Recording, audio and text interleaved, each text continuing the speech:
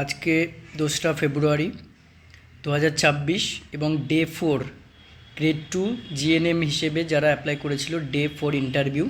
আগের ডে 3 পর্যন্ত অর্থাৎ 29, 30, 31 পর্যন্ত আমি interview related memory based question সব কালেক্ট করে যতটা পেরেছি, ঠিক আছে, ততটা করে দিয়েছি। এবং আজকে ডে 4-এ ইন্টারভিউ প্রসেস কিছু চেঞ্জ নেই। এবার ফ্লোর 3টে ফ্লোর অনুযায়ী কিন্তু ইন্টারভিউয়াররা কিন্তু সব ফ্লোরে সবসময় সমান থাকছেন না। এটা নিয়ে অনেকে বারে বারে জিজ্ঞেস করছিল, এটা কিন্তু সমান থাকছে না। এটা যার সেই দিনে যেরকম ইন্টারভিউয়ার থাকবেন সেটা কিন্তু ডিপেন্ড করছে ওই দিনে গিয়ে। তো এইটুকু ইনফরমেশন আমি কালেক্ট করতে পেরেছি। আর সেম প্রসেস, ডিকটেশনে নো প্রবলেম, স্লোলি বলছে, সব লিখতে পারবে। এবং আজকে ডে 4-এর কী কী কোশ্চেন আমি জানতে পেরেছি দেখো, কালেক্ট করেছি। আজকে বেশ কিছু কমই আছে, মানে আগের দিনগুলোর থেকে আজকে কিন্তু খুব একটা বেশি কোশ্চেন আমি জট ডাউন করতে পারিনি, কিন্তু যে কয়েকটা পেরেছি তার মধ্যে রিপিটেড আছে। এমন নয় যে রিপিট নয়, রিপিটেড আছে।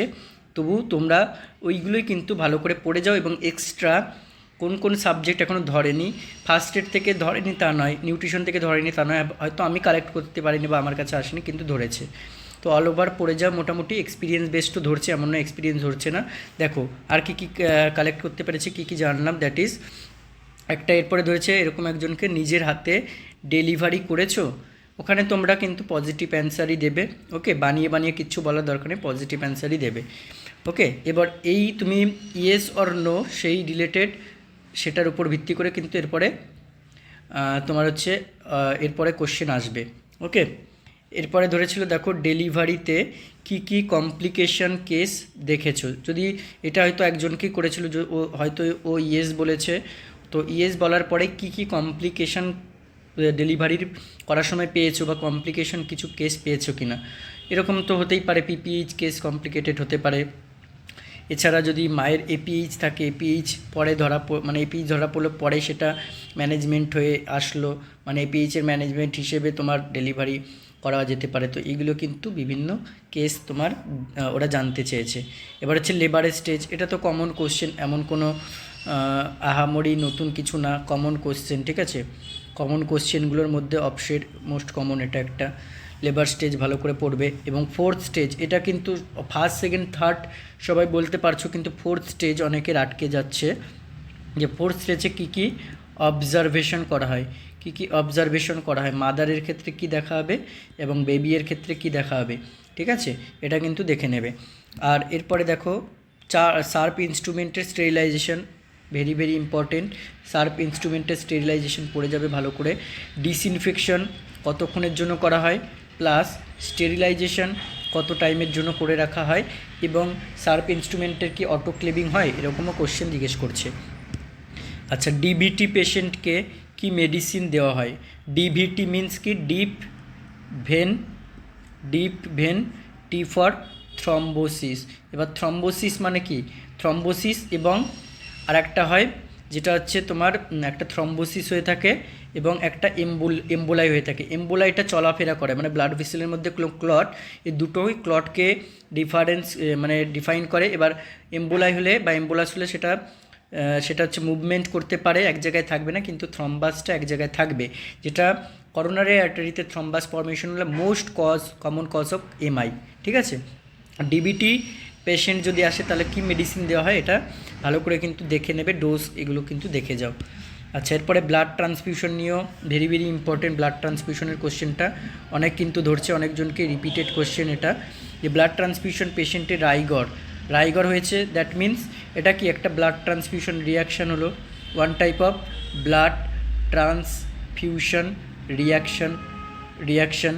তাহলে সেই ক্ষেত্রে আমার কি ম্যানেজমেন্ট, নার্স হিসেবে ফার্স্ট প্রায়োরিটি ম্যানেজমেন্ট কী হবে, তারপরে তুমি কি ব্লাডটা চালাবে না, কী করে ডিসকার্ড করবে না, কতক্ষণ পরে করবে, এরপরে যাবতীয় কোশ্চেনগুলো আসবে। এরপর হচ্ছে দেখো 7 নম্বর হচ্ছে কেএমসি রিলেটেড যা আছে, অর্থাৎ এর ফুল ফর্ম থেকে শুরু করে, ডেফিনিশন থেকে শুরু করে, পারপাস, কম্পোনেন্ট, সব অল ওভার। এরপর দেখো আয়ুষ্মান ভারত ভালো করে পড়ে যাবে। আয়ুষ্মান ভারত থেকে কমিউনিটি রিলেটেড এটা হচ্ছে টপিক। কেউ যদি কোনো হেলথ সেন্টার বা সিএইচওতে কাজ করো তাহলে কিন্তু তাদেরকে জন্য এটা একটা ইম্পর্টেন্ট কোশ্চেন। আয়ুষ্মান ভারত। তারপর হচ্ছে দেখো সিএইচসি, অর্থাৎ এটার ফুল ফর্ম কি, সিএইচসি তুমি কোথায় পড়েছো, ফুল ফর্ম কি, কমিউনিটি হেলথ সেন্টার, পপুলেশন কত পড়ে যাবে। তারপর হচ্ছে এর সাথে এখানে কি কি সার্ভিস প্রোভাইড করা হয় পড়ে যাবে। এফআরইউ, সিএইচসিকে বলা হয় এফআরইউ, ফার্স্ট রেফারেল ইউনিট, এগুলো কিন্তু দেখে নেবে ভালো করে। আরএনটিসিপি ড্রাগ, ঠিক আছে, আরএনটিসিপির ইয়ারটা দেখে নেবে, প্লাস হচ্ছে ড্রাগের ক্ষেত্রে ওই যে ডটস রেজিমেন্ট যেটা রয়েছে ওটাই কিন্তু পড়ে গেলেই হবে, যেটা হচ্ছে। আর নিউলি টিবি ড্রাগ কী কী এসছে, নিউলি টিবি ড্রাগ কী কী এসছে এগুলো একটু পড়ে নেবে তার সাথে। আচ্ছা, এরপর হচ্ছে ইনজেকশন সেফটি মেজার্স, ইনজেকশনের জন্য সেফটি মেজার্স হিসেবে তুমি কী কী ইনজেকশন সেফটি মেজার্স নেবে। পেশেন্টের রাইটস, এটা কিন্তু 10 রাইটস আগে ছিল, এখন প্লাস 6 রাইটস আপডেটেড হয়েছে এবং টোটাল হচ্ছে এখন 16 রাইটস। তো আপডেটেডটাই পড়ে যাবে, 10 রাইটস তো তোমরা সবাই জানোই, 16 রাইটস আপডেটেডটা পড়ে যাবে, ঠিক আছে। আচ্ছা, সিম্প্যাথি এবং হচ্ছে এমপ্যাথি, এটা ডিফাইন করতে বলা হয়েছে, প্লাস একটা করে এক্সাম্পল দিয়ে বুঝিয়ে দিতে বলেছে, ঠিক আছে। ডিফাইন প্লাস এক্সাম্পল দিয়ে বুঝিয়ে দিতে বলেছে যে কোনটা এমপ্যাথি কোনটা সিম্প্যাথি। তারপর হচ্ছে ম্যালেনা এবং দেখো হেমাটোচেজিয়া, এই দুটোই তো আমাদের ব্লাড, আমরা নর্মালি বলে দিই কি ব্লাড ইন স্টুল। এবার কোনটা একটা যেটা ফ্রেশ ব্লাড, একদম ফ্রেশ রেড কালারের ব্লাড হবে, দ্যাট ইজ হেমাটোচেজিয়া। আর ম্যালেনাটা ওরকম ফ্রেশ কালার না, ওটা হচ্ছে ডার্ক কালারের হয়ে থাকে, ঠিক আছে। তো এইটা হচ্ছে তোমার রেড কালার, একদম ফ্রেশ ব্লাড, মানে ব্রাইট রেড হয়ে থাকে, ব্রাইট রেড। আর এটা হচ্ছে ডার্ক কালারের হয়ে থাকে, ঠিক আছে, ব্লাডটা। এবার কোনটা আপার জিআই ট্র্যাক্ট থেকে, কসের জন্য কোনটা লোয়ার জিআই ট্র্যাক্ট থেকে। দেখো ফ্রেশ ব্লাড যেটা আসছে that is lower GI tract, আর ডার্ক যেটা colour that is upper GI tract থেকে। ওকে, ডিফারেন্স বিটুইন দেম, তাহলে এই দুটোর মধ্যেই কিন্তু ডিফারেন্স বলতে বলেছে, ঠিক আছে। তারপর হচ্ছে দেখো পার্টস অফ জিআই ট্র্যাক্ট হবে এটা, পার্টস অফ জিআই ট্র্যাক্ট বা গ্যাস্ট্রো ইন্টেস্টাইনাল ট্র্যাক্টের পুরো একদম হচ্ছে যেটা আমাদের মাউথ থেকে শুরু করে পুরো অ্যানাল ওপেনিং পর্যন্ত পুরো বলতে হবে জিআই ট্র্যাক্টটা। ওকে, এরপর আছে দেখো একটোপিক প্রেগনেন্সি, এটা হচ্ছে ডিফাইন, ভালো করে পড়ে যাবে ডিফাইন, কজটাও সাথে পড়ে যেও কজ, এবং হচ্ছে সাইটস, মোস্ট কমন সাইট আমাদের কী হয়ে থাকে একটোপিক প্রেগনেন্সির, that is tubal ectopic pregnancy সবচেয়ে বেশি। এছাড়াও তোমাকে জিজ্ঞেস করে অ্যানাদার কোথায় একটোপিক প্রেগনেন্সি হতে পারে, ওভারি পর্যন্ত হতে পারে, ঠিক আছে, ওভারি পর্যন্ত হতে পারে। ইউটেরাসের তো যে কোনো ইউটেরাসের এন্ডোমেট্রিয়াম বাদ দিয়ে যে কোনো পার্টে হতে পারে, ঠিক আছে। আচ্ছা, এরপর হচ্ছে দেখো breast feeding importance, very importance, এটা পড়বে। তোমার হচ্ছে মাদারের ক্ষেত্রে কি ইম্পর্টেন্স রয়েছে, তার সাথে বেবির ক্ষেত্রে তো ইম্পর্টেন্স রয়েছে, মাদার বেবি, এবং সোশ্যাল, ঠিক আছে, বা ফ্যামিলির প্রতি কী ইম্পর্টেন্ট রয়েছে। তারপর হচ্ছে গ্লকোমা কি, গ্লকোমার ক্ষেত্রে আইওপি কত হয়ে থাকে, greater than 25 mm of Hg কিন্তু হয়ে থাকে, ঠিক আছে। গ্লকোমার ক্ষেত্রে ইন্ট্রা অকিউলার প্রেশার, আইওপি কী দিয়ে মেজার করা হয়, দ্যাট ইজ টনোমেট্রি, ঠিক আছে, টনোমেট্রি দিয়ে মেজার করা হয়ে থাকে আইওপি। এরপর দেখে অ্যাসিড পয়জনিং হলে ম্যানেজমেন্ট কি, ভালো করে পড়ে যাবে। লেবার রুম টেম্পারেচার কত হয়, 22 to 28 ডিগ্রি সেন্টিগ্রেড, এবং কেন ওই টেম্পারেচার মেনটেন করা হয়, লেবার রুমের কেন মেনটেন করা হয়, বাচ্চা হওয়ার সাথে সাথে আমরা কি করি বা কী করবো বাচ্চা হওয়ার সাথে সাথে, ঠিক আছে।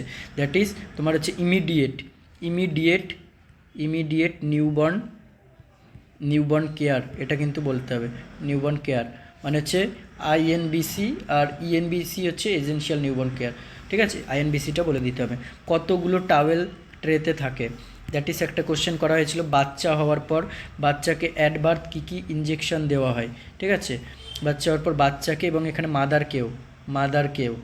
মাদার প্লাস বাচ্চা দুজনকে কী কী ইঞ্জেকশন দেওয়া হয়ে থাকে, এটা তো জানো সবাই আশা করি।